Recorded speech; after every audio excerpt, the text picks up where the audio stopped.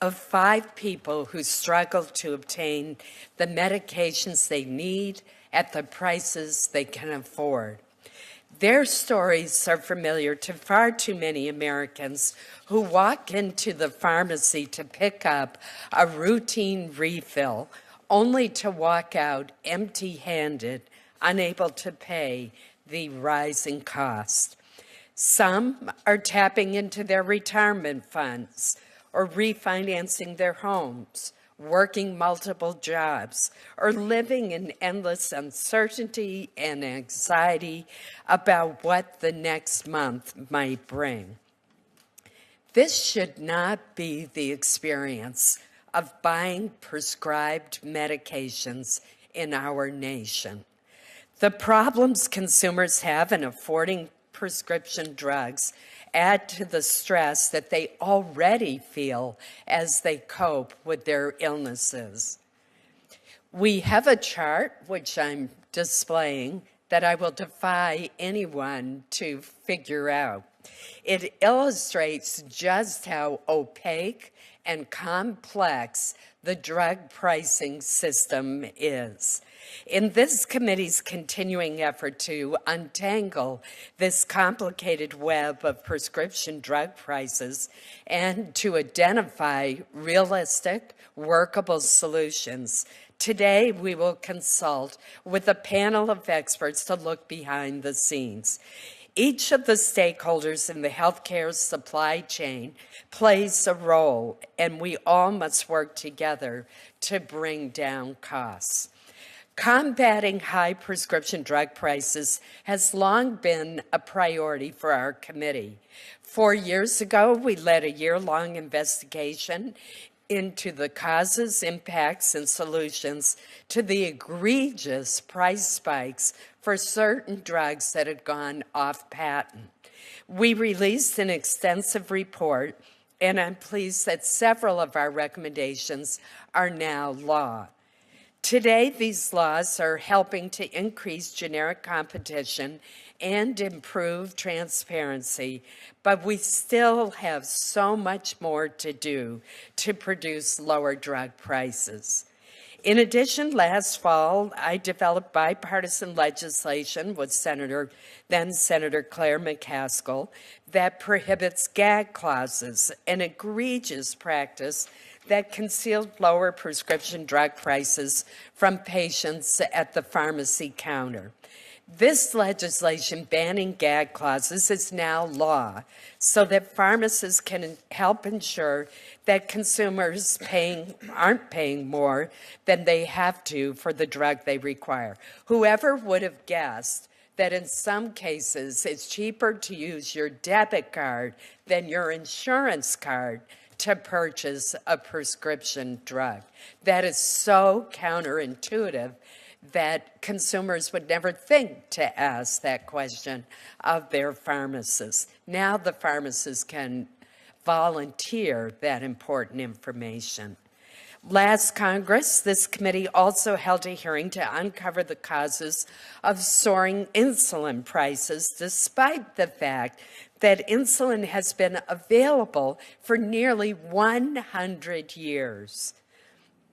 Through that hearing and a series of inquiries to drug manufacturers, pharmacy benefit managers, and insurance companies, I have found that while manufacturers set the list prices, there are also other supply chain factors, such as the rebates paid by drug companies to PBMs and insurers, which play a significant role in driving up costs to the consumer. The system appears to be characterized by perverse incentives and conflicts of interest that encourage higher prices. The administration recently released a proposed regulation on rebates, and I'm working with colleagues on both sides of the aisle to see what action Congress can take to ensure that any discounts actually translate to reduced costs for consumers at the pharmacy counter. That is not now the case. Our committee has also held a hearing to examine the opaque patent system that protects many of these high-priced drugs.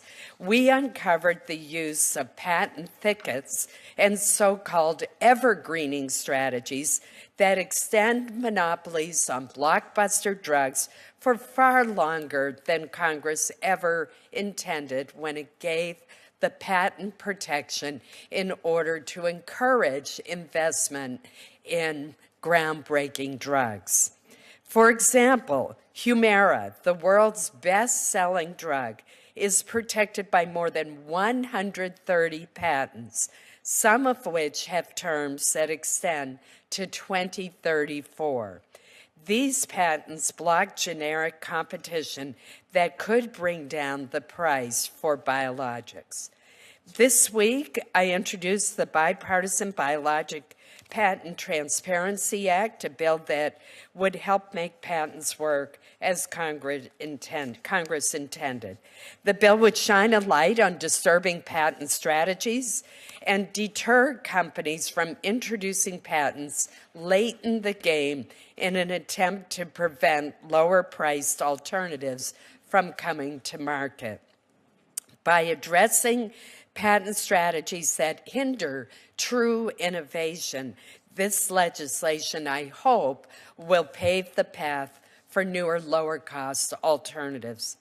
High drug prices and cost increases that dominate our headlines and devastate our bottom lines are unsustainable for America's consumers. In 2017, brand name prescription drug prices increased 4 times faster than the rate of inflation. The time to act is now. Today, we will examine ways to empower consumers, improve transparency, and fundamentally change the incentives in our broken system. Navigating the prescription drug landscape is difficult, even for an individual with a graduate degree in the field. It should not take a PhD and an infinite amount of time and patience to figure out how much a prescribed medication will even cost the consumer. I want to thank all of our witnesses for being here and for sharing their expertise on this problem with the committee. I look forward to our discussion, and I turn now to the ranking member, Senator Casey, for his opening statement. Thank you, Chairman Collins. Thanks for having this hearing and yesterday's as well. We want to thank our witnesses and everyone who's here. We're grateful that for the second day in a row, we can focus on a critically important issue that so many Americans are not just concerned about, but are indeed burdened by. As Chairman Collins mentioned, yesterday we heard very compelling testimony about the prices families must pay to purchase life-saving and life-sustaining medications. Unfortunately, these experiences are all too common. There are policies that we can enact into law that will allow people to focus on getting well instead of worrying about their pocketbooks. Today, we'll discuss some of those solutions. So yesterday we heard about many of the challenges. Today, we want to focus on solutions. We are long past time, though, for discussion. Individuals and families are both demanding and deserving of action by the United States Congress. Today, for example, I'm introducing 2 common sense pieces of legislation to address the cost of prescription drugs. The first, of course, is with Chairman Collins, a bill to ensure the cost, or I should say that the cost of prescription drugs, especially the highest price drugs, are posted publicly for everyone to see. The Obama administration started this practice in 2015 with the creation of drug dashboards. Excuse me. The Trump administration took action last year to update and expand on this information. This bill that we're introducing would guarantee that information about drug costs in Medicare and Medicaid are posted every single year, shining a light on the cost of these drugs is a critical first step to, or I should say, in order to spot trends, to identify problems, and to find solutions. The second bill that I'm introducing would help seniors and people with disabilities living on less than about $25,000 afford their prescription drugs. 1 in 4 people on Medicare live on incomes below $15,250. 1 in 4 on Medicare. My bill would help more people qualify for assistance, building on important policies passed in the Affordable Care Act. It would also give more help to seniors who still struggle to afford high co-insurance rates and out-of-pocket costs. This bill is modeled after an innovative Pennsylvania program known by the acronym PACE. This is a bipartisan program supported literally decades by both parties in Pennsylvania and governors in both parties. Yesterday, our witness, Barbara Cizik, spoke about how much it helped her mother when she was taking care of her mother and her mom had ovarian cancer. By helping more people afford the cost of their drugs, it is my hope that we'll hear fewer stories about seniors splitting their pills and more stories about, in fact, the way they live and their grandchildren and the like. This is not all that must happen, though. We must do more. Congress, I believe, should also pass, in addition to the bills that I've mentioned and the work that Senator Collins is doing, pass legislation that would allow the safe importation of prescription drugs. I've introduced legislation with Senator Sanders to do just that. Also, in addition to that, we must finally allow Medicare to directly negotiate for the price of drugs, a policy that I've been supportive of since my first year in the Senate. We must also seriously examine all of the proposals by the Trump administration aimed at reducing prescription drug costs. That doesn't mean we'll all agree, but we should closely examine those ideas.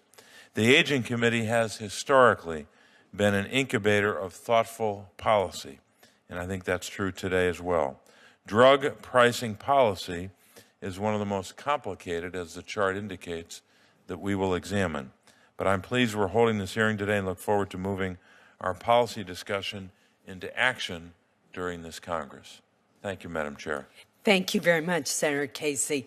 I also want to welcome and acknowledge that Senator Rick Scott of Florida is here today. He has a wealth of knowledge and information about health care, and I'm very pleased that he could join us this morning. I also know that Senator Warren intends to come back if she can, and I expect others will be joining us as well. I'd now like to turn to our panel of witnesses. We're first going to hear from Lisa Gill, who is the Deputy Editor of Special Projects at Consumer Reports. I'm a longtime fan of Consumer Reports. I never buy a vehicle without checking with Consumer Reports. It now appears that I should never purchase a prescription drug without checking with Consumer Reports. Ms. Gill led the secret shopper investigation and is also part of the organization's Choosing Wisely and Preventing Overdiagnosis campaigns. Our second witness, Pooja Babra, is the practice lead at Point of Care Partners. She will testify about technologies and tools that assist patients in securing the prescription drugs they need at the lowest possible cost. Next, we will hear from Dr. Stacey Dousset Zena, who, did I do it right? Good. Who is an associate professor of health policy at Vanderbilt University Medical Center. She is also an author of the 2017 National Academy of Sciences, Engineering, and Medicine report entitled Making Medicines Affordable, and a brand new article on the prescription drug pricing challenges that was just published in the Journal of American of the American Medical Association. So that literally is hot off the presses, and we're very delighted to be the first committee to spotlight your research in that area. Our final witness on the panel today is Jane Horvath, the principal at Horvath Health Policy. She too is expert in this area and will discuss state efforts to advance transparency for prescription drugs. I thank you all for being here today, and we'll start with Ms. Gill. Thank you. Good morning. Thank you so much for having me here today. Chairman Collins, Ranking Member Casey, and committee members. We appreciate the opportunity to be here today to discuss the findings of our recent special investigation on the cost of drugs for seniors covered by Medicare Part D plans. I speak to you today as a journalist who has had the honor and actually truly a dream of working for a decade on behalf of consumers at Consumer Reports. My work is focused on healthcare and specifically looking at consumer drug costs. Consumer Reports is an 80-year organization. It's an 80-year-old independent nonprofit member organization. And as you point out, we test cars and refrigerators and microwaves, and we rely on evidence-based testing and ratings, rigorous research, hard-hitting investigative journalism, public education, steadfast policy action on behalf of consumers' interest. And that's exactly why last summer, when we noticed a small study coming out from researchers at Yale School of Medicine that suggested some medications might be less expensive if a senior decided to not use their prescription, their Part D plan. And so we decided to take a closer look. So we wanted to replicate what a consumer would experience when they sign up for a Medicare Part D plan for the plan year 2019. So we often use secret shoppers as part of our investigation, and actually really as an approach to gathering retail prices of medications. So we gathered a list of 5 common generic drugs, and that included generic Lipitor, generic Celebrex, generic Cymbalta, generic Actos, and generic Plavix. These are typically fairly low-cost drugs. And then we selected 6 mid-sized cities in the United States to run this test: Seattle, Denver, Des Moines, Dallas, Pittsburgh, and Raleigh. And then we chose a zip code in each of those that was close to the city's center. So we logged on to the Medicare.gov website, and we used the Medicare Plan Finder tool just like any other consumer would. And we entered the 5 drugs in each of the zip codes, and then we selected the 3 least expensive plans that we wanted to really look at. And then we compared what a consumer would pay with the 3 low-cost plans with 2 different pharmacies in that zip code. And this is important because there's a lot of pharmacies and zip codes, but you can only compare 2 at a time. And needless to say, and one of the reasons I'm here is because we did not expect to find what we did. Instead of identifying medications that might be less expensive if you skipped using your Part D plan, we found that what consumers could pay for their medications could vary by hundreds of dollars. And worse, if you made a small mistake while signing up, it could cost a consumer thousands of dollars. And here are 3 quick examples, and I'll draw your attention to slide 1, please. So if you accidentally forgot to enter one of the drugs into the Plan Finder tool, it could be extremely expensive. We deliberately left off 1 drug. So we've signed up with a plan with 4 drugs, and the most egregious example was coming out of Des Moines. The annual drug cost for 4 drugs came to $407, which is actually a pretty good price, and that was with a plan called Cigna Health Spring RX Secure Essential, which sounds very promising until you add the 5th drug, which is, in our case, we left off generic Celebrex. And when you add that drug, the plan price, as you can see, jumped to $2,948, which is an astonishing amount. What we learned is that drug was actually not covered by the plan. And not only that, they would charge a consumer $212 a month for that drug. Just even before I came to this hearing, I wanted to double check just to see how much it would cost. I went to goodrx.com, which is a very common discount website that we suggest consumers try. I found that drug for $16 at Costco, $16, not $212, or $6 at Kroger. So you think about that. That is crazy. Okay, the second thing that we found, this is slide 2. If a consumer picked a pharmacy that's simply convenient, they could wind up spending a lot more money. Our example comes out of Denver. The total cost of the 5 drugs that we tested at a Walgreens was $1,687. Not a great price, but it was okay. But 4 miles away, in the same zip code, same plan, same drugs, at Cherry Creek Pharmacy, which is an independent pharmacy, the total cost for the year was a mere $688, nearly 3 times less expensive. All right, the third thing that we found, and this is for slide 3. This is a general slide just showing the price variation in the 6 cities, but we learned too that if a person focused only on the deductible amount, they could overlook much cheaper plans. Our example comes out of Dallas.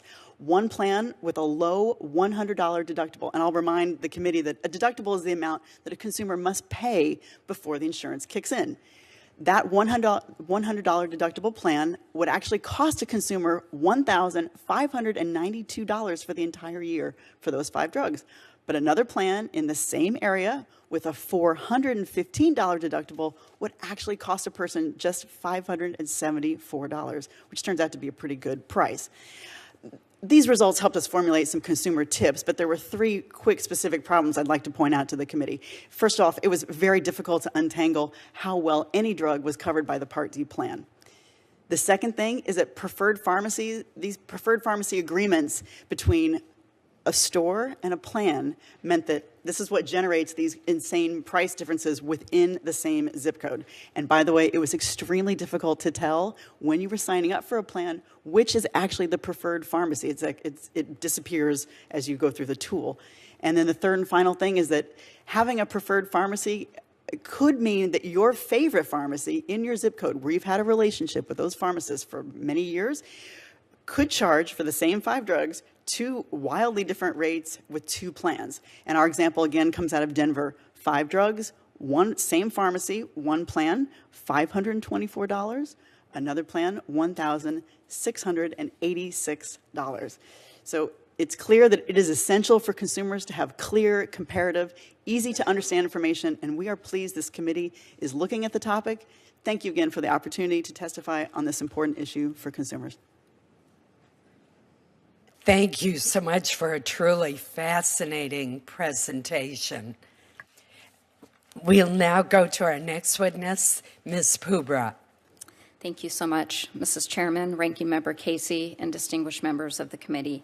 Thank you for inviting me to testify today. My name is Pooja Babra, and for over 2 decades, I've worked in the healthcare technology industry, primarily focused on e-prescribing and e-medication management. I'm currently a senior consultant with Point of Care Partners, the leading management consultancy focused in this space, and we've been working on real-time pharmacy benefit checks since 2014. Now, we're here today to talk about prescription price transparency, and I'll focus my comments specifically on the real-time pharmacy benefit check transaction. For your reference, I've included historical context and technical details in my written testimony. Now, I've been around long enough to remember that in the early days of e-prescribing, back in the late 1990s, and we've certainly come a long way since then with availability of electronic tools and information to help prescribers choose the most effective, appropriate, and cost-effective medication. But there's still key missing information at the point of care.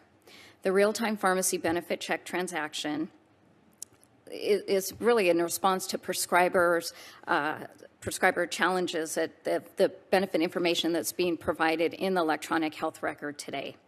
Real-time pharmacy benefit check helps fill an information gap around transparency, but its value goes far beyond that.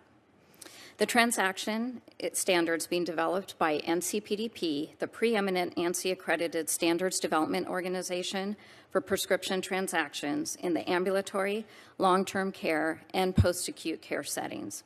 The transaction can actually provide crucial information to facilitate conversations between the physicians and their patients around their medications. Now, this can include patient out-of-pocket costs, any alternative medications that may be more affordable for the patient, the best place to fill their prescription, and also insights into additional requirements that may be required, such as prior authorizations. Now, the goal around this is to provide more accurate information about the patient's prescription coverage and the cost of their medication in the physician office as opposed to having the sticker shock at the pharmacy counter.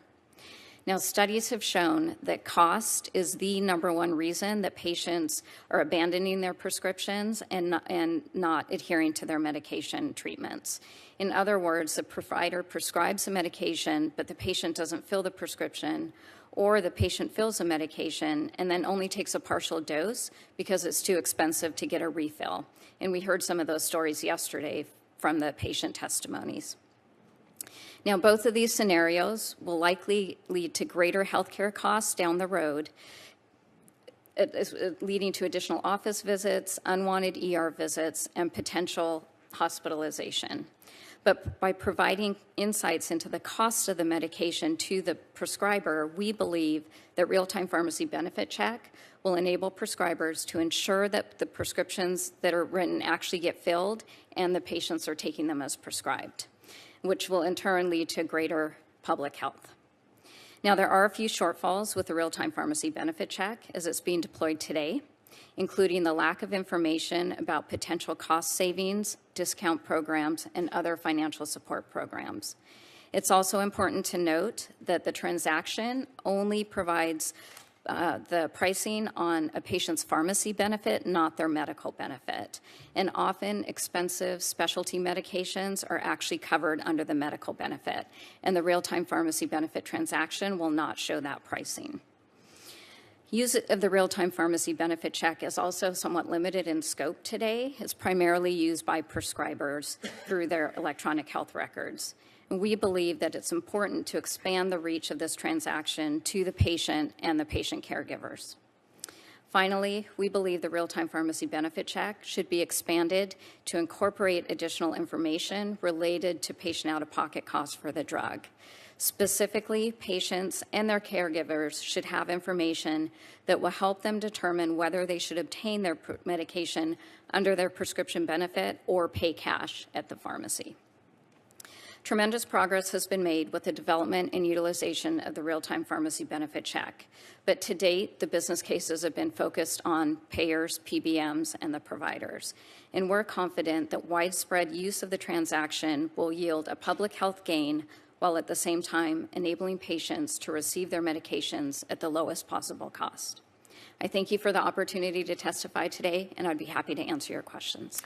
Thank you very much, Ms. Barbara. Very much appreciate your being here today. Next, we're going to go to Dr. Dousset Zena. Thank you so much. Chairman Collins, Ranking Member Casey, and distinguished members of the committee, it is my pleasure to be here today to testify on this important topic. My name is Stacey Dousset Zena. I'm Associate Professor of Health Policy and Ingram Associate Professor of Cancer Research at Vanderbilt University School of Medicine. My research focuses on prescription drug policies that facilitate and impede the use of these important products for patients. I also had the honor of serving on the National Academy of Medicine's Committee on Ensuring Patient Access to Affordable Drug Therapies, and that report was published last year. My research includes findings related to the role of drug rebates for increasing patient and taxpayer spending in the Medicare Part D program, how having higher out-of-pocket costs for patients is associated with lower use of needed medications, and how prescription drug list prices and price increases have made many drugs unaffordable for Americans. In the United States, many patients are facing the reality that prescription drugs are no longer affordable for them. Our work, for example, has shown that in the Medicare Part D benefit, that it requires patients to pay a percentage of the drug's high list price for virtually all anti-cancer drugs. This means that patients will spend thousands of dollars out of pocket when they fill their first prescription. Like Ms. Holt, who was here yesterday talking to the committee, filling Revlimid, this drug costs the Medicare program $21,000 for a 28-day supply today, and it would cost a patient filling the drug for the course of a year over $15,000 out of pocket, and that's for only that one drug. This high level of spending has also been shown across other disease areas for patients needing complex treatments.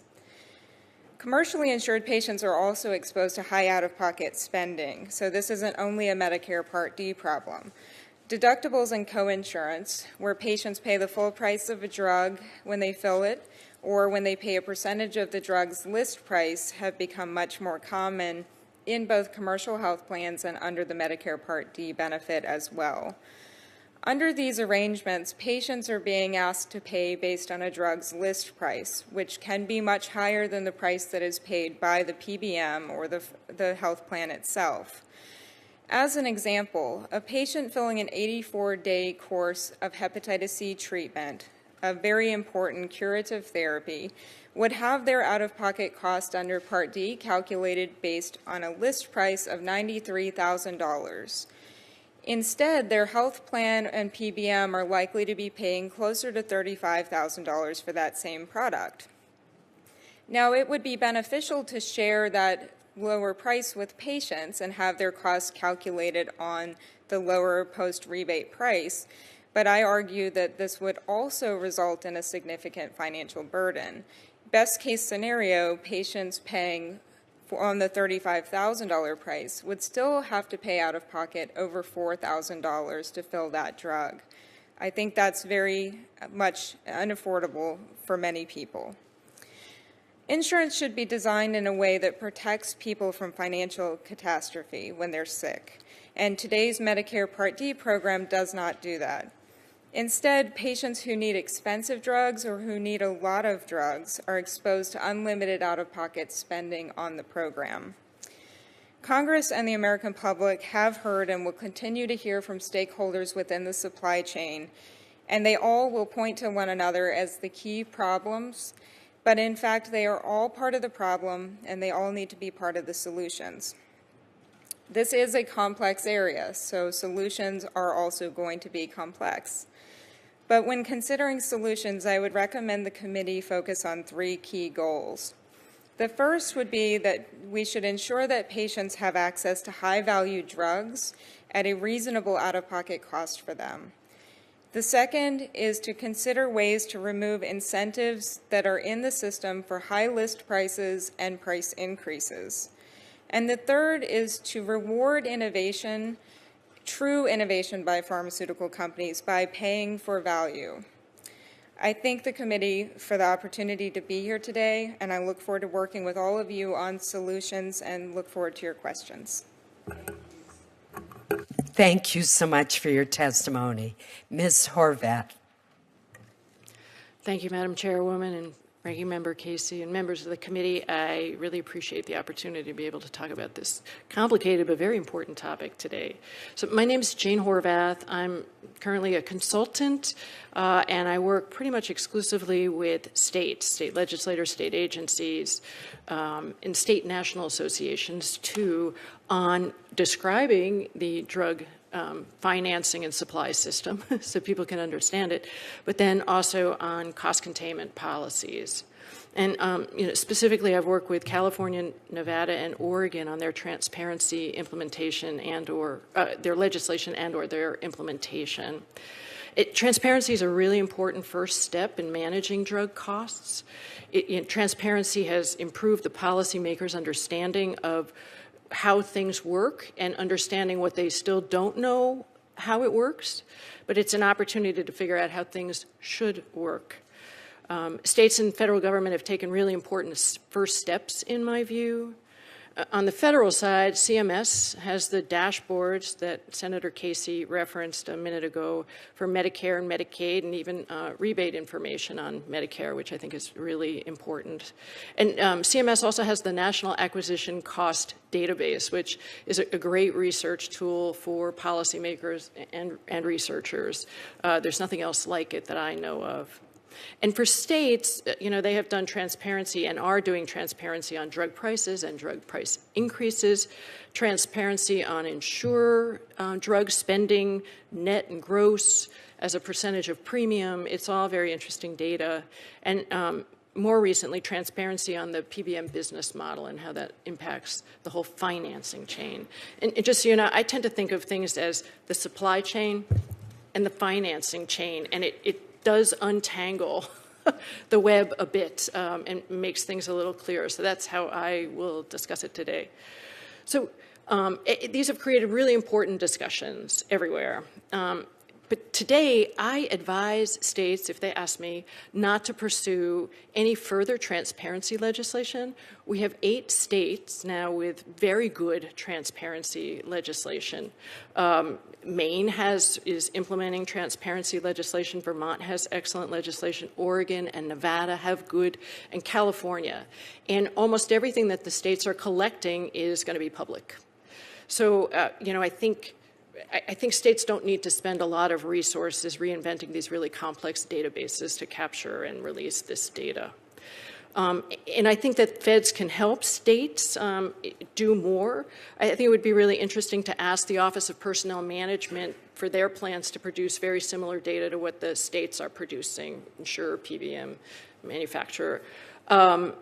I also think it would be really important in Medicaid to understand which drugs in the Medicaid program are rebating at just the federal minimum. I mean, it's not a minimum, but the federal floor, the rebate. I think that'll tell us about drugs that, where there might be deep discounting or not among some high-cost drugs, it'll show us some consumer behavior without releasing any proprietary data per se.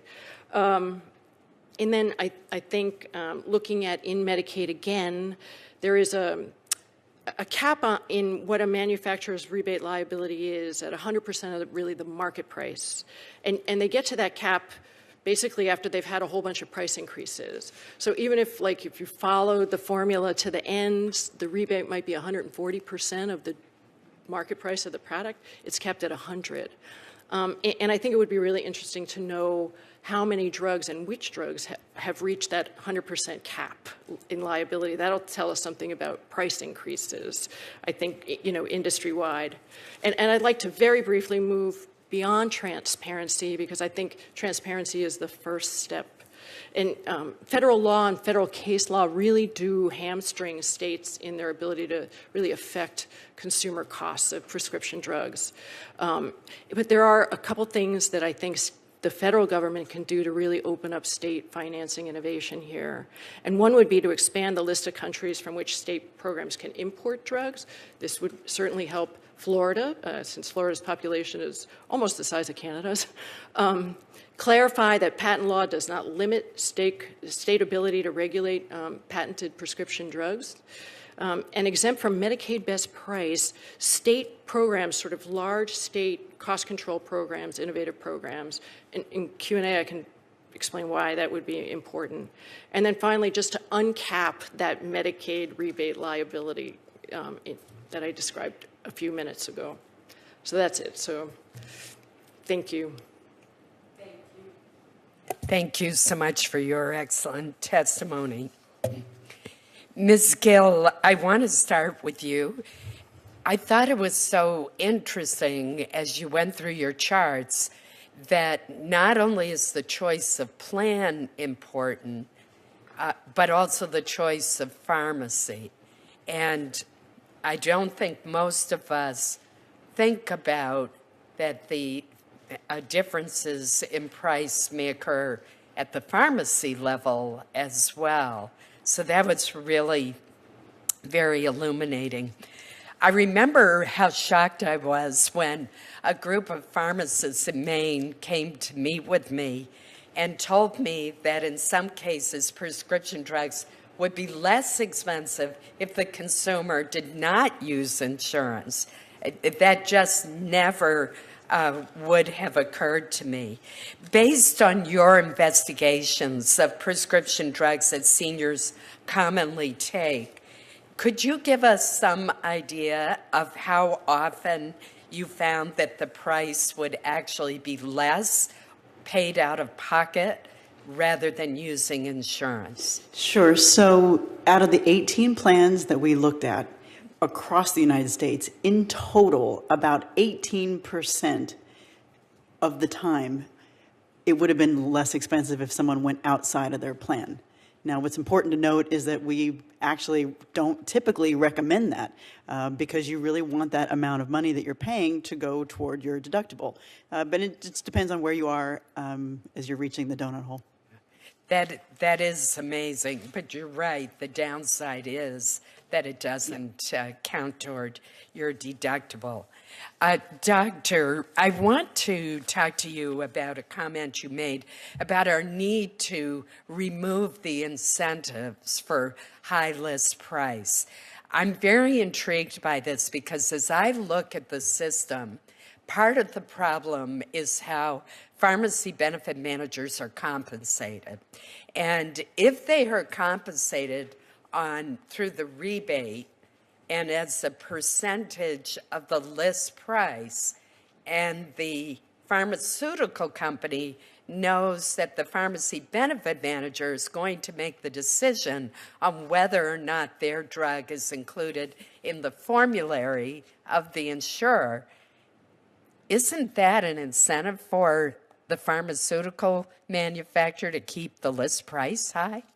Absolutely. So right now, there are incentives in that whole web that you projected earlier for everyone to have the list price be high. So we've shown in our work that as the list price increases, that it benefits the drug manufacturers, it benefits the pharmacy benefits managers, and in some cases benefits the health plans because of the way that Part D is designed.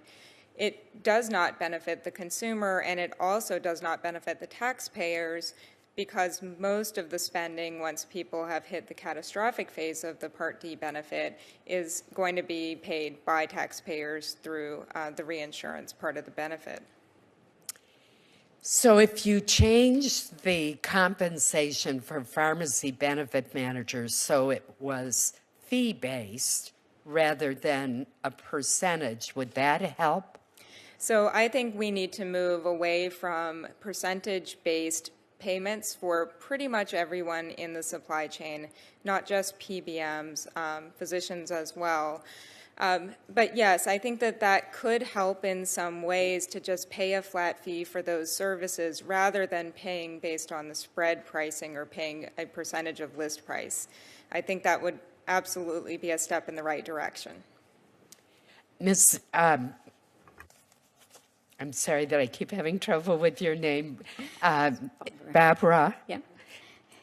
I saw you nodding. Is that correct? Do you agree with that assessment as well?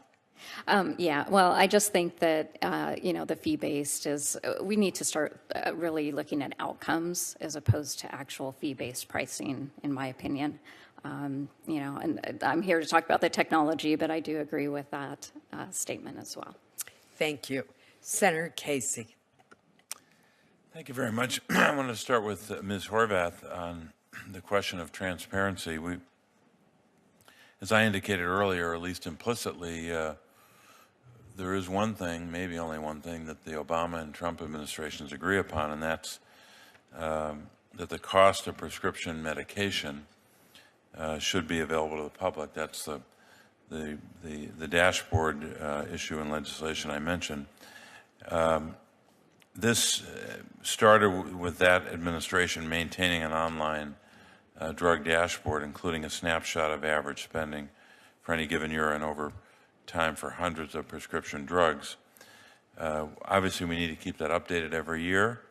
The legislation that Senator Collins and I are working on would ensure that no matter who's in the White House, we all have access to this information. Just a basic question on this. Do you think that drug price transparency has and can impact the cost of prescription medication? I don't think it does. I think what it does is inform conversations and discussions and policy making about how then to constrain the cost of prescription drugs. So, California had this, and Oregon and Nevada, they have, very substantial bills on reporting price increases over a threshold and stuff. But manufacturers are reporting those price increases over those thresholds. They're not constraining themselves so that they don't have to report. So you think the key is what? To combine transparency with what? So actually,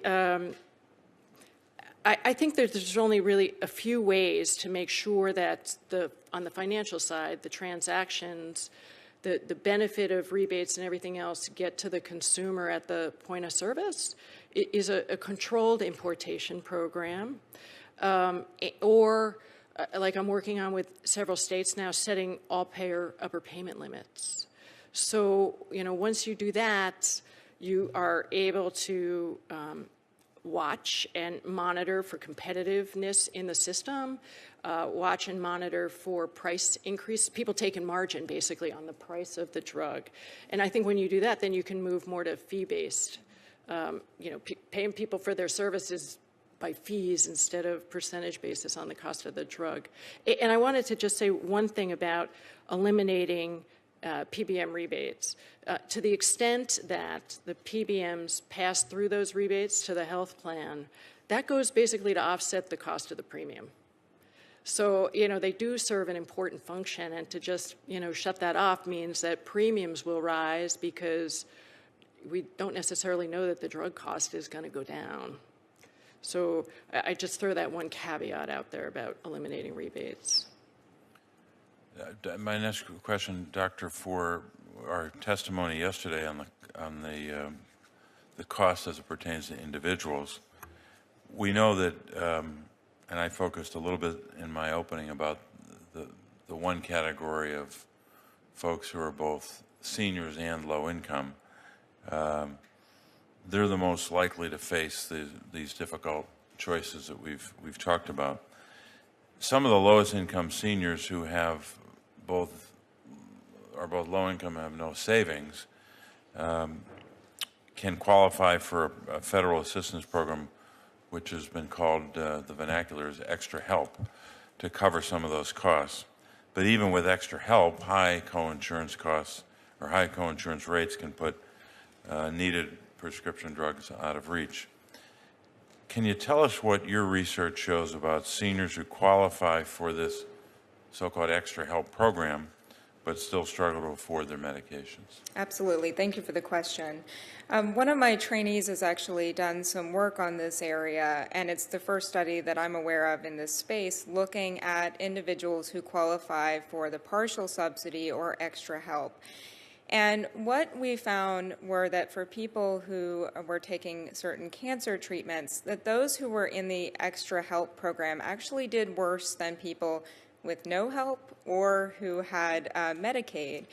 And when you look at the benefit, you can see why. So right now, the extra help benefit asks people to pay 15% coinsurance for their drugs.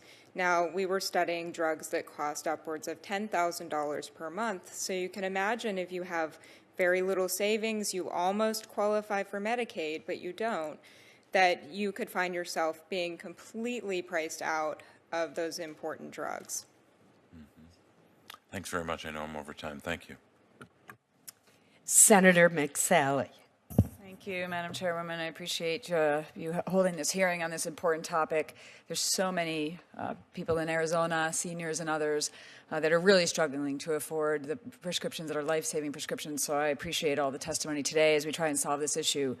There's one, for example, my team informed me of, named Jean, who's a senior resident currently taking 7 prescription drugs for various conditions, lives on $899 a month from Social Security, her only source of income.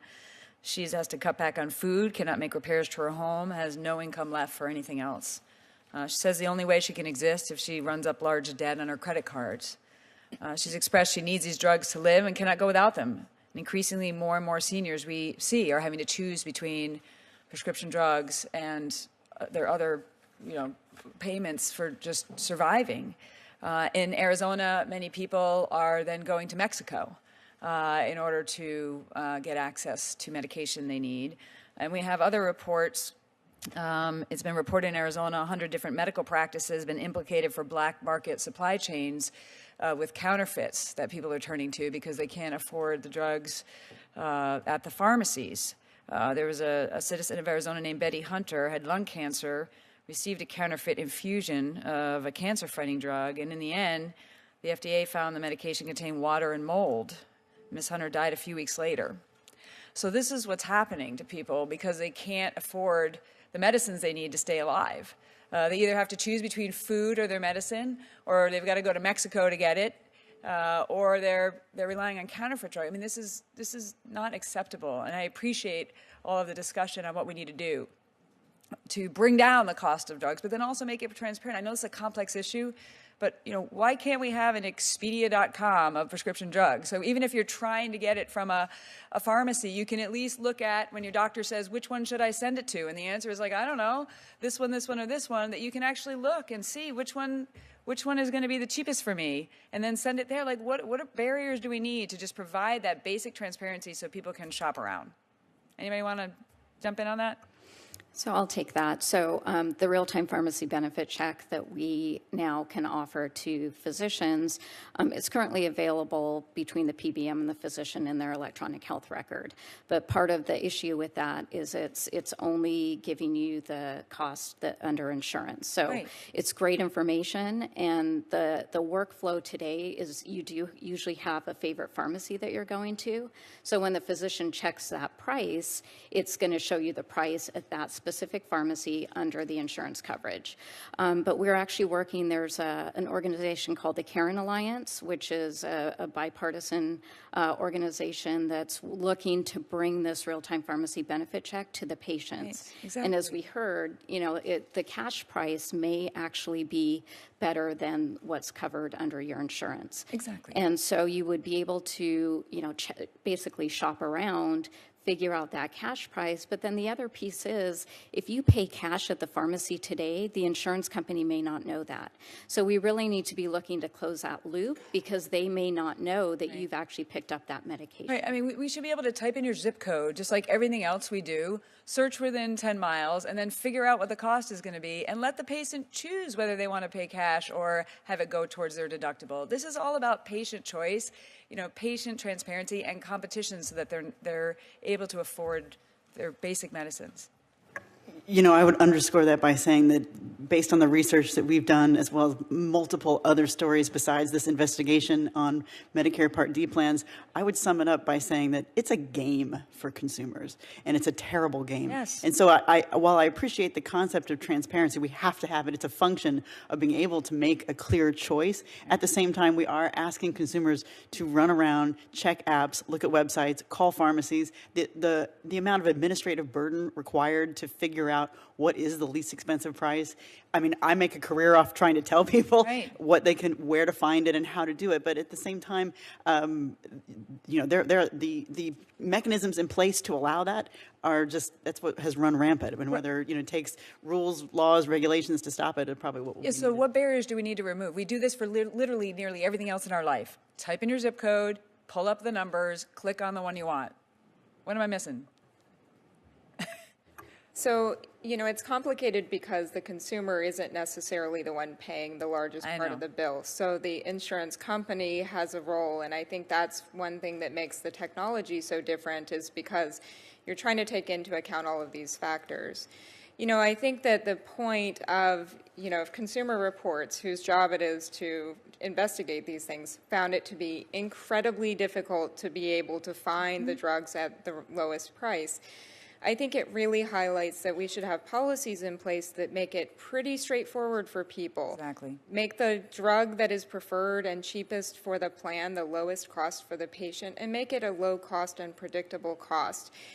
Patients are sick when they're searching out these drugs, and they don't probably want to spend all of their time trying to find the best deal. They want to just be treated and get well. I agree. Thanks. I'm over my time. Thank you. Thank you. Senator Warren. Thank you, Madam Chair, and again, thank you for having this hearing. According to a recent Kaiser Family Foundation poll, 1 in 4 Americans have difficulty paying the cost of prescription drugs, and 30% have skipped some of their prescription medications over the past year because of costs. Meanwhile, the drug companies that make the drugs, the insurance companies that are supposed to help pay for them, keep raking in record profits. Families are the ones who are paying skyrocketing costs. Now, as Senator Casey discussed, we need to tackle out-of-pocket Medicare beneficiary costs for out-of-pocket Medicare beneficiaries. But out-of-pocket costs are also a problem for patients with private insurance. And I hear all the time from constituents who have private insurance, but who are still struggling to pay for their prescriptions. Ms. Gill, if a patient is taking a drug and wants to shop around for an insurance plan to make sure that she picks the one with the lowest out-of-pocket cost for that particular drug, is it easy for her to get accurate information? I'm going to make this answer really short. If she has an employer, she's not able to shop typically. So she is given she may have an option between health insurance plans, but typically they roll up into a single pharmacy benefit. Oh, interesting. Okay. So let's say she's in a private market, so she's looking in the marketplace, she's in an ACA marketplace, whatever it is. She's in a marketplace and she has picked a plan that looks like it is the lowest copay on a drug she needs. Is the insurance company prohibited from changing that drug's copay after she has enrolled in the plan? In 46 states, they can do whatever they want. Okay. So a consumer is at the mercy of those plans. So the shopping is hard to begin with, and in some places you can't even shop. Even if she can shop, they can change it after Absolutely. she has purchased. So we know that the insurance company might jack up the cost of the drug, maybe because the drug company increased the price, or maybe just because the insurance company felt like it. But at least, will the insurance company have to keep covering the drug? In Texas, yes, which is we have a lot of states, right. But that's really there are a couple, and you know, anyone else who's an expert here, Jane, maybe on state law, it varies by state, but typically no. So, a consumer truly is at the mercy of what a pharmacy benefit manager is going to do. And, you know, and when we use the term jack up the price, what we really mean is they can decide to drop coverage of the drug altogether.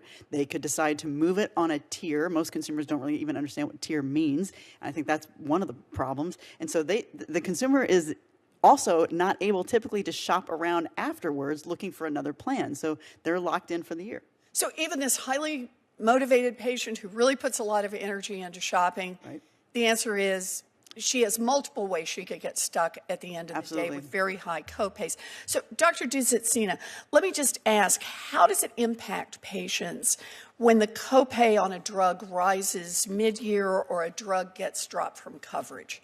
So we know from a lot of research that when patients face a price shock, so when their price goes up suddenly, that a lot of them will walk away without filling their prescription drug, or they may take less than they should. So we know that this happens. In fact, this has been studied quite rigorously under the old version of Medicare Part D, where we had the donut hole, where you'd see patients hitting this high out-of-pocket spending at one point in the year, and they would just quit taking their drugs until the beginning of the next calendar year. So All it's right. very bad for patients. So the drug companies keep jacking up the prices. The insurance companies keep shifting the coverage so that more of the cost goes over to the patients. System works great for everyone except families who either go without appropriate care or sink into debt. We're going to tackle these problems head on. Now, I'm going to be reintroducing my Consumer Health Insurance Protection Act, which cracks down on a whole list of shady insurance company practices that they use to avoid covering prescription drugs. Two of the provisions in the bill I'm reintroducing are capping out-of-pocket drug costs at $250 a month for individuals and $500 for families, and banning insurance companies from dropping a drug in the middle of the year, not just in one state, but nationwide. You know, this just seems to me, this is the moment. We've got to be putting patients first, and that means putting an end to the greedy practices of insurance companies that are leaving patients without the coverage that they thought they were getting. Thank you. Thank you, Madam Chair. Thank you. Senator Blumenthal. Thank you, Madam Chairwoman. I want to begin by thanking you and Ranking Member Casey for bringing the issue of prescription drug costs before the Aging Committee again. It is a subject that we've discussed before and rightly deserves our attention again. This issue is of paramount importance, particularly to seniors in Connecticut and across the country, drug prices are far too high and rising even higher. And what strikes me is how little we have succeeded in doing about it. Last week, I reintroduced the CURE, C-U-R-E, High Drug Prices Act, which would hold pharmaceutical drug companies accountable for price increases that are unjustified by any cost increases, and would provide a mechanism to oversee those prices so that the Department of Health and Human Services could limit them to 10% a year, 20% over 3 years, 30% over 5 years, unless there were some fact-based justification for them. I know that kind of price restraint mechanism sounds draconian, particularly to people who believe in the free market. I believe in the free market, but I think we've reached the point where we need to send that kind of message. I know that Senator Casey asked a little bit earlier whether transparency alone could bring down prices, and I understand that, and thank him for raising that issue very directly. I'd like to ask Ms. Horvath whether, and the other members of the panel, whether you agree that this kind of action may be necessary to bring down drug prices more than just transparency. Your bill that you have dropped in, yeah, I think it will. Almost by definition, it will. So but the one thing then, it has always seemed to me that if you're going to focus on price increases, you also then have to focus on launch prices, because a company who understands that, their capacity over the patent life of the product to increase the cost over that patent life is going to be limited, is going to front load and produce a higher launch price. So that's a trade-off. A really very good and important point, and I see you are nodding, Ms. Dousset. Yeah, that's right. I think that is exactly right.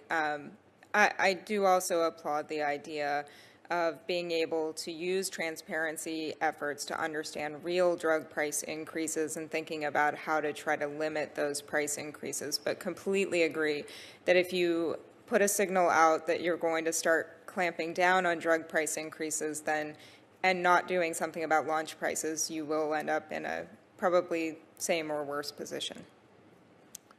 Any other members of the panel have thoughts about that issue? I will say, Consumer Reports, I believe, is on the record the advocacy arm of Consumer Reports as supporting the CURE bill, and I think right. that will be important. Transparency goes a long way for everybody, and certainly for consumers. And let me just ask, in the minute I have left, do you have any thoughts about the launch price issue? How best to achieve transparency and some constraint on the levels of pricing?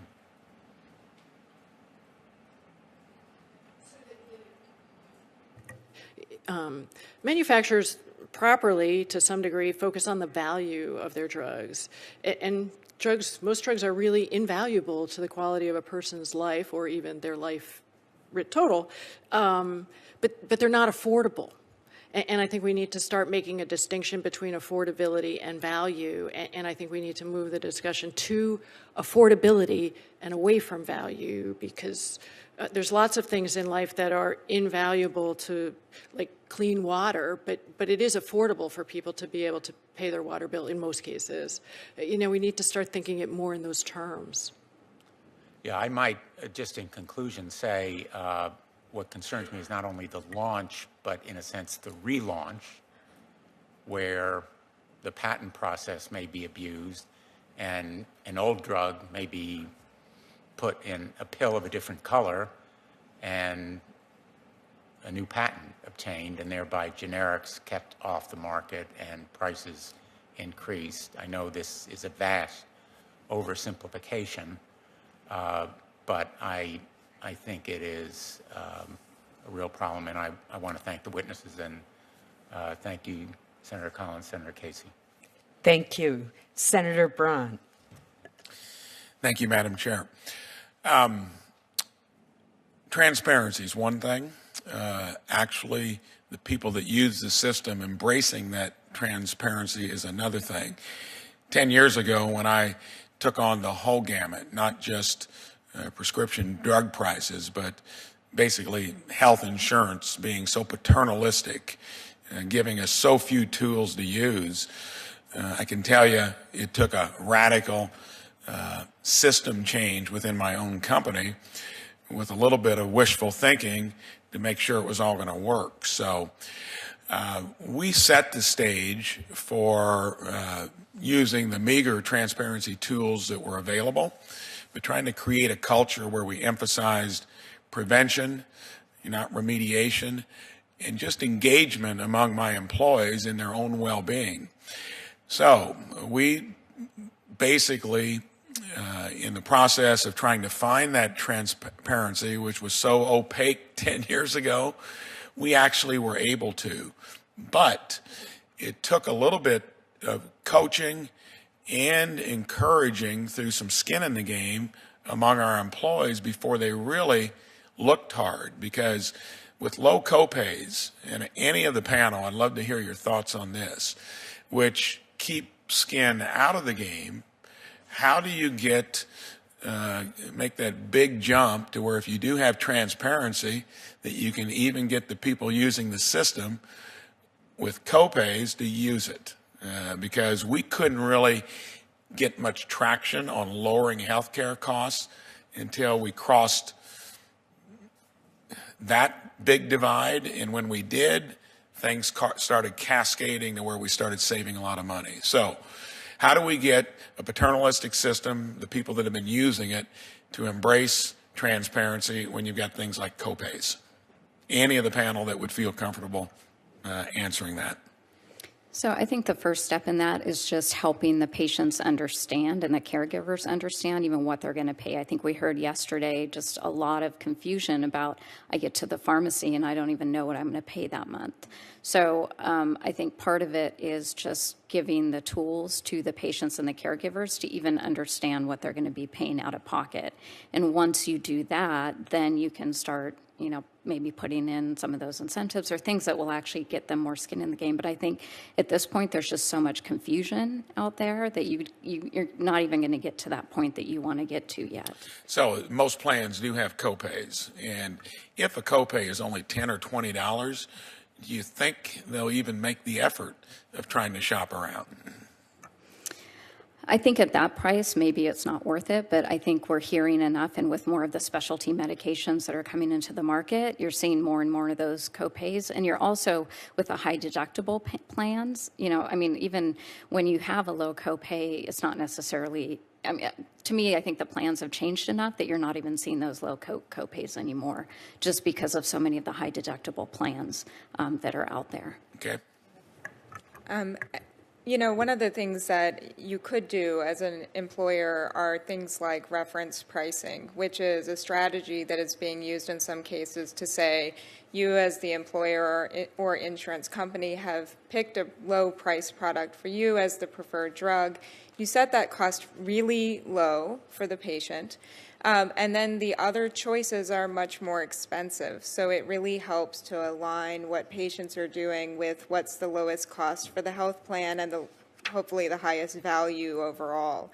So that's something that has been tested and is being shown to work in some employer-sponsored benefits, for example. I'd love to say, too, shopping around is not necessarily the actual goal. It's indicative of a problem. It's a symptom of an illness in our system. We, as reporters, try to help people find ways to shop, but it's only a workaround to a really terrible problem. The issue, though, you're asking about copays and to the point, the skin in the game concept. When I hear that, what I hear is an insurance company or a PBM pointing a finger at you, telling you guys are using us too often. my advice actually to any employer would be to turn around and go back and say, there are 3 or 4, 5 provisions that we want to see you be better for. We want you to be a fiduciary for us. We want you to help us, not just simply put it back onto an employee's, truly they're a burden, an administrative burden, also a shopping burden, to try to figure out what's the best deal that this insurance plan is offered. It's a great point. I'm out of time here, but during that whole journey, I've been talking about the industry itself. If they want to save themselves from one business partner, the federal government, they better get with it. And I would admonish anybody in the healthcare business to start being proactive, do these things so it isn't so difficult for all of us, whether you're through government paid healthcare and especially the private arena, get with it. Thank you. Thank you very much, Senator. Ms. Horvath, at yesterday's hearing, we heard from witnesses who were having trouble affording the best treatment for their individual health care needs. One witness was prescribed a PCSK9 inhibitor, and similar to 75% of Medicare beneficiaries who are prescribed that, she could not fill it because of the high out-of-pocket costs. Another witness with type 1 diabetes from my home state of Maine could not afford the continuous glucose monitor and pump that she needed to keep her diabetes under control. Now, the irony and tragedy here is the woman from Maine was ending up with costly monthly emergencies. She was going into she was literally falling unconscious while driving because of low blood sugar. She had repeated hospitalizations, all of which cost the insurer more than if they had paid for her continuous glucose monitor and pump, which would have prevented these terrible incidents. So I know that some insurers are experimenting with value or outcomes-based contracting. Can you give us any assessment of what those arrangements have produced so far? How can we solve this problem of insurers being unable or unwilling to pay for essential treatments, and yet they'll end up paying more for hospitalization that results? So, the question of value-based contracting, I think the jury's still out on that. I personally, and I don't think I have a widely shared view here, but again, I personally think that when you start talking about value, you're in the manufacturer's ball game, right? Because their drugs are highly valuable or invaluable. So I worry about that. But in terms of how these value-based contracts have worked out so far, I don't think we know. Most of the contracting is pretty proprietary between the manufacturer and the state. I'm looking at state Medicaid agencies that are doing this. The only thing I would say is that years ago, and not that many years ago, like 15 years ago, there were no drug deductibles. Drugs got first dollar coverage under your insurance benefit. Like, we didn't have any of the zooiness. It's because of prices. It's insurers trying to manage the prices. And, insurers know that that's dumb, what you just described, and almost nonsensical, except for the fact that just then gives the manufacturer free rein to increase the price of their stuff twice a year, 3 times a year. It's limitless. So, again, insurers know that this is a crazy system and that beneficiaries suffer. And pharmaceutical manufacturers do, and device manufacturers do. They've built their model on price instead of units sold. It's been a whole shift in the industry in the last 15 years. Their profit structure is built on the price of the product, not how many bits of the product they've sold. And if we got back to affordability and selling more at a lower price, we wouldn't have this tug of war between insurers and manufacturers, and we wouldn't have poor consumers in the middle. but it gets back to price. Thank you. Dr. Dousset, Zena, I want to get back to the price issue with you and the role that our patent system plays. The National Academy's report highlighted anti-competitive tactics that extend patent protections for approved drugs. The Hatch-Waxman landmark law provided a pathway for the approval of generic small molecule products, and today generics account for 90% of prescriptions in that area. But uptake of biosimilar drugs has been much slower, with patent litigation and settlement agreements blocking market entry for many FDA-approved biosimilar products. So that's what I want to focus on. We had a hearing on it. We looked at Humira, what happened with that drug. This week, Senator Kaine and I introduced a bipartisan bill, the Biologic Patent Transparency Act.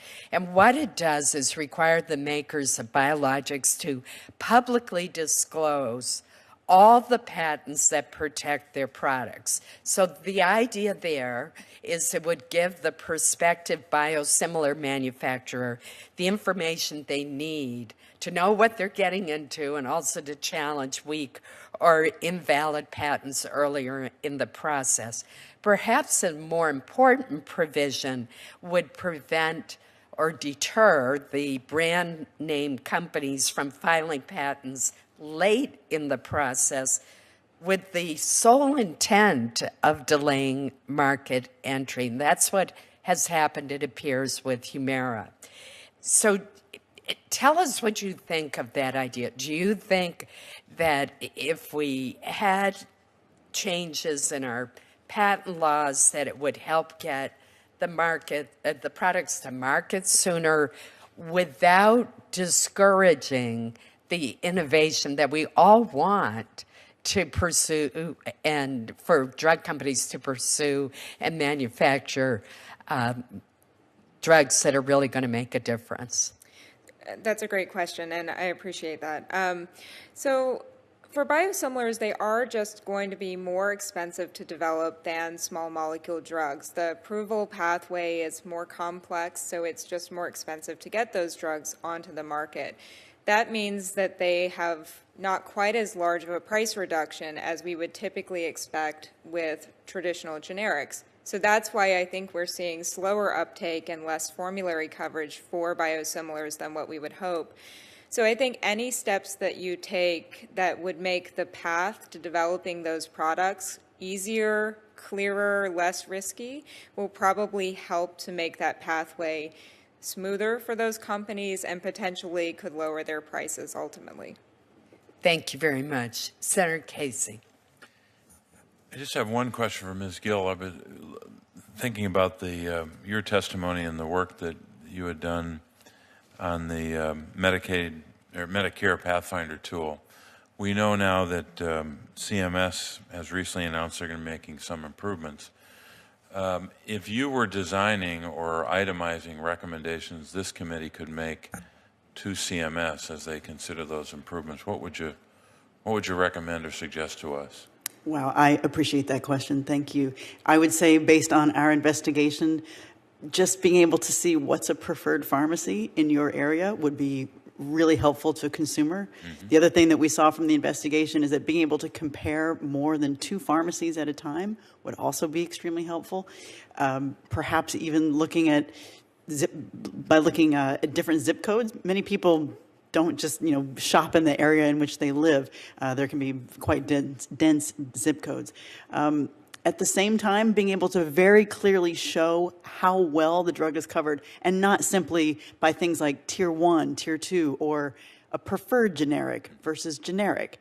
These things have no real meaning to a consumer. You really need to see the total price and highlighting what that is. In my testimony packet, just by looking up a single pharmacy, a single plan generates over 9 pages of documentation trying to really untangle how difficult, almost really, honestly, almost impossible it is to try and pick a plan. And I'd love to mention, we ask seniors to do this every year because the plans change so often. That's very helpful. Thanks very much. Thank you, Madam Chair. Anyone else want to comment on that excellent question? I would just add, and again, I know you're focused on the dashboard for Medicare, but there's the problem that we're facing with on the real-time benefit check is, at least on the commercial payers, is the patient out-of-pocket cost isn't standardized, and so that's one thing I think that you would want to make sure is, depending on which plan you're looking at, the standard that you standardize the patient out-of-pocket cost information. But also, I want to point out the specialty meds. Again, I'm not quite sure exactly how that's covered with Medicare, but if it's covered under the medical benefit, you want to make sure that that's information is available as well. Mm-hmm. Thanks. Anybody else? Thank you very much. I want to thank all of our witnesses today. This has been extraordinarily helpful as we tackle this very vexing and important problem. This is the second of our 3 hearings this round. We've done a lot of work in this area in previous Congresses, but your expertise is invaluable. You've given us a lot to think about how to empower consumers to access the best prices for their medications, and ideas on how to fix what is clearly a broken system of misaligned incentives that encourage higher pharmaceutical prices. One of the issues that makes this so difficult is when I heard the testimony yesterday and one of the witnesses who said that she's gone $10,000 in debt to afford her prescription drugs. And she's on the Medicare program, she's a retiree, she has good insurance as a supplement, yet she's $10,000 in debt. And I just think that's wrong. And it's interfering with the quality of her life in the years that, as she points out, she has left.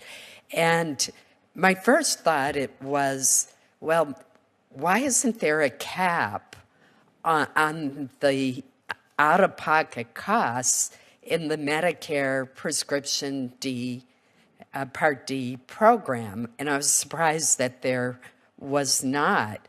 When you get to the catastrophic level, obviously the federal government's paying a far greater percentage, but there's no dollar cap, at least that I can find. And that was a real surprise to me when I heard her testimony. And so first I thought, well, we should put in a cap, and perhaps indeed we should. Then I started thinking about it, and even if a cap is a good idea because it helps consumers, it doesn't address price. And all it does is shift who's paying. At least that's my initial analysis. So I think that's an example of just how difficult untangling the web is for these prescription prices. Our next hearing on the topic is going to be a deeper dive into the efforts of the administration to tackle this problem, and I commend the administration for focusing on it, for coming up with a proposed rule, for looking at the rebate issue, and we're very eager to hear from the administration. I'm very disappointed that Dr. Gottlieb from the FDA is leaving because I believe he is very committed on this issue, and he's implemented the law to try to expedite the approvals of generics and has done so with great passion. So he was supposed to be one of our witnesses. Unfortunately, he will be gone by then. But I am hopeful that we can keep looking at all the steps, small and large, that we might be able to take, and that there will be, and I think you heard it today, a bipartisan consensus that this issue must be tackled, and that we can at least take some initial steps that will make a difference. And to me, it's a good sign that the patent bill that I introduced this week has bipartisan support from Senator Kaine, Senator Portman, Senator Shaheen, Senator Braun, and Senator Stabenow. I'm very glad to join with Senator Casey on his dashboard bill as well, and increasing transparency. So I would ask that you keep your ideas coming forward to us, because I think this hearing is very helpful and helps educate people on the challenges that we face. And I'm grateful for Consumer Reports doing the kind of analysis, because, you know, let's be realistic. The average consumer just sees this bewildering array of plans, and when you look at the ACA plans and try to figure out which one you're better off in, or and then you've got the pharmacy issue on top of that. And I agree with Ms. Gill when she said that these terms, preferred generic, preferred pharmacy, really don't mean a lot. We need clear pricing data that's not so hard to access, and I'm pleased that the state of Maine is helping to lead the way in that area. Senator Casey, any closing thoughts from you? Just briefly, thank you, Chairman Collins, because we've had 2 days now of a more intensive focus on this issue, both from the perspective of individuals impacted and unfortunately adversely impacted. And today we were able to get to a good discussion of a lot of solutions. So we're grateful that there's no shortage of ideas out there. And we obviously have more work to do, but I'm grateful for your willingness to not only lead on this, but to have these hearings. One of the things that I think this hearing further affirms is the value of in-person counseling programs like the Medicare State Health Insurance Assistance Programs, or so-called SHIPs. In Pennsylvania, we have a different acronym by the name of a PRIZE to help folks navigate some of these issues. We can't be expected to navigate this complex web of Medicare coverage and prescription drug prices without help, and we all need help to understand this challenge. I am pleased that we've put forward today, and will continue to put forward in a bipartisan fashion, common sense, thoughtful policy solutions that will help bring down the cost of medications. And we have to follow up the hearings with actual solutions by way of taking action. And I think, Chairman Collins, you're right. This is a bipartisan concern. And I think it's a concern that people in both parties, both houses, are realizing they ignore at their peril. And that's motivating the focus, and we hope will motivate the solutions and ultimately the actions. Thanks very much. Thank you. Committee members will have until Friday, March 15th to submit additional questions for the record, so there may be some coming your way. Again, I want to thank each and every one of you for your work in this area and your participation in this hearing. Together, I truly believe we can come up with some solutions that will make a real difference to the patients we heard from yesterday, who are representing literally millions of Americans who are struggling with the unaffordable cost of prescription drugs at the expense of their health. Thank you, and this concludes the hearing.